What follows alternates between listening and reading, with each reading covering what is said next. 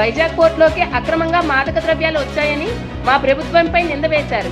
నేడు దానిపై ఎంక్వైరీ చేయించి నిజం ప్రజలకు చూపాలన్న మాజీ మంత్రి బొత్స సత్యనారాయణ.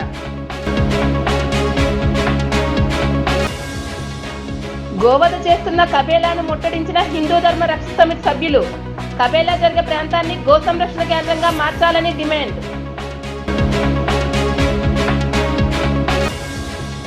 జిల్లాకు మరో 480 మెట్రిక్ టన్నుల డీఏపీ ఎరువులు రాక 38 రైతు సేవా కేంద్రాలకు పంపిణీ ఏర్పాట్లు. జిల్లా వ్యవసాయ అధికారి బిటి Ramarao.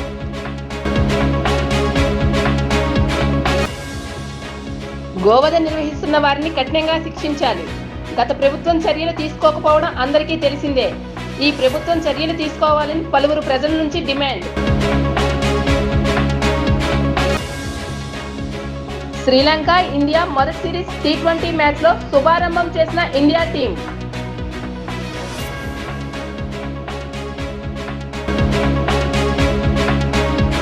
City of terrace garden సభ్యుల ఆధ్వర్యంలో ప్రతి ఇంటి టెర్రస్ పై మొక్కలు ఎలా పెంచాలి, వాటి సంరక్షణ ఏ విధంగా జరపాలి, సూచనలు సలహాలు అందజేసిన సిటీజీ మెంబర్ లక్ష్మీ శ్రీనివాస్.